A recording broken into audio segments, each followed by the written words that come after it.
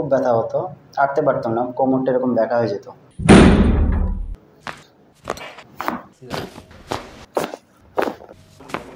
পায়ের ঝিনঝিন অবস্থাটা দেখুন। না, নেই। নেই তো?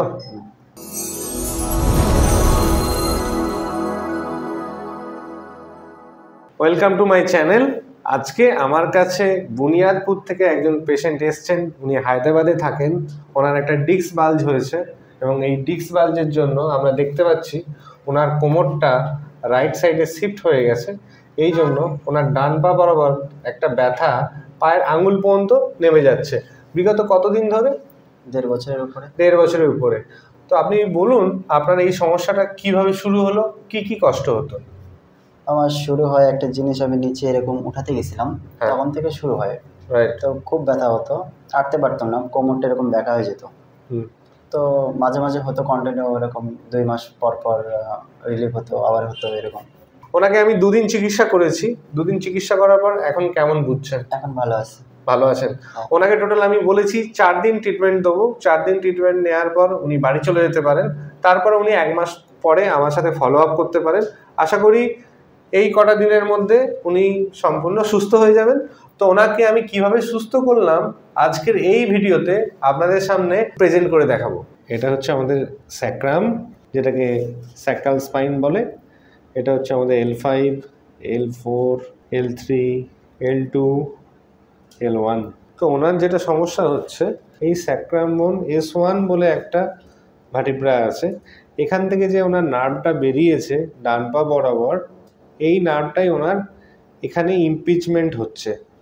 তো এই জন্য ওনার সমস্যাটা কি হচ্ছে, ওনার এই দুটো আঙুলে বেশি করে ঝিনঝিন এবং অবশভাব হচ্ছে। আমাদের কাজ হচ্ছে L5 এবং S1 এর মধ্যে ওনার যে ডিস্ক বাল্জটা হয়েছে, এই ডিস্ক বাল্জটাকে হিল করা। তো আমি কিভাবে করছি দেখুন। প্রথমে আমি স্যাক্রাম বোনটাকে এইভাবে অ্যালাইনমেন্ট করছি। রাইট।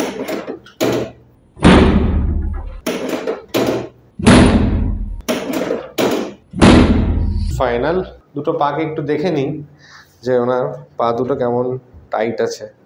তো দেখতে পাচ্ছি ওনার ডান পাটা একটু বেশি টাইট, বাঁ পাটা একটু বেশি লুজ। তো আমরা ওনার হিপ জয়েন্টে ইন্টারনাল রোটেশনটাকে বাড়াবো। নিঃশ্বাস নিন, ছাড়ুন। রাইট। এবার আমরা পাইরিফর্মিস মাংসপেশিটাকে এভাবে লুজ করব। 1 2 3 4 5 রেস্ট।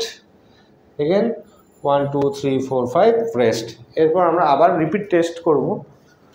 তো দেখতে পাচ্ছি এখন পাটা আগের থেকে বেশি যাচ্ছে। আগে এখানে ছিল, এখন এখানে আসছে। কয়েক মিনিটের মধ্যেই দেখতে পেলাম ওনার এটা বেটার হয়ে গেল। এবার আমরা ওনার থোরাসিক স্পাইনে কটা ম্যানিপুলেশন করব। নিঃশ্বাস নিন, ছাড়ুন। নিঃশ্বাস নিন, ছাড়ুন। রাইট। আবার নিঃশ্বাস নিন, ছাড়ুন। ওয়াও। পার্টিকুলারলি আমরা L4টাকে ফিক্স করব। ফিক্স করার পর L5টাকে ডিরোটেট করাবো। নিঃশ্বাস নিন, ছাড়ুন। নিঃশ্বাস নিন, ছেড়ে দিন। দুটো হাতকে এভাবে রাখুন, ক্রস করে। হ্যাঁ, ধরে রাখবেন। আমি লিন ব্যাক করতে হবে। হ্যাঁ, আচ্ছা, গুড। প্রত্যেকটা পেশেন্টের কিন্তু এই থেরাপিটা না লাগতেও পারে। এক্সারসাইজ যদি করেন ঠিকঠাক তাহলে আপনি সুস্থ হয়ে যেতে পারেন। আবার কিছু কিছু পেশেন্ট আছে যারা মেডিসিন খেলেও সুস্থ হয়ে যাবেন। নিঃশ্বাস নিন, ছাড়ুন। নিঃশ্বাস নিন, ছেড়ে দিন। গুড। নেক্সট আমরা ওনার উপর কাপিং চিকিৎসা করব। নেক্সট আমরা ওনার কাপিং থেরাপি করছি। আমরা কিছুক্ষণ কাপিংগুলো এইভাবেই রেখে দেবো। এবার আমরা কাপটাকে রিমুভ করছি। বাঁ পাটাকে উপরে উঠাবেন, নামাবেন, হাঁটুটা সোজা করে। 1 2 3 4 5 রেস্ট। মানে আমাদের ট্রিটমেন্টটা দেখতে পেলেন, আমরা ড্রাই নিডলিং করলাম, কাপিং থেরাপি করলাম, এখন ওনাকে এক্সারসাইজও করেছি এবং স্পাইনাল ম্যানিপুলেশনও করেছি। এই 4টে কম্বিনেশনে আমরা ট্রিটমেন্ট করলাম। তার জন্য উনি 2 দিনে এতটা সুস্থ হয়েছেন। তাই এই 4টি স্টেপের গুরুত্ব খুবই অপরিসীম। 4টে স্টেপ আমরা ফলো করেছি বলেই আজকে উনি দুদিনে অনেকটা সুস্থ। শুধু স্পাইনাল ম্যানিপুলেশনের জন্য যারা আসছেন তাদেরকে আমি বলবো, শুধু স্পাইনাল ম্যানিপুলেশনে কিছুটা ঠিক হয়, সবটা ঠিক হয় না। এক্সারসাইজও করতে হবে, নিডল ট্রিটমেন্টও লাগবে, তেমন হলে আমরা ইলেকট্রোথেরাপিও দেবো। তাই পুরোটা শুধু ম্যানিপুলেশনের উপরে যদি ভাবেন যে আমি পুরোটা সুস্থ হয়ে যাব, সেটা কিন্তু হবে না। এবার আপনি পায়ের ঝিনঝিন অবস্থাটা দেখুন। না, নেই। নেই তো? এই ভিডিওটা আমি আপলোড করতে পারি তো?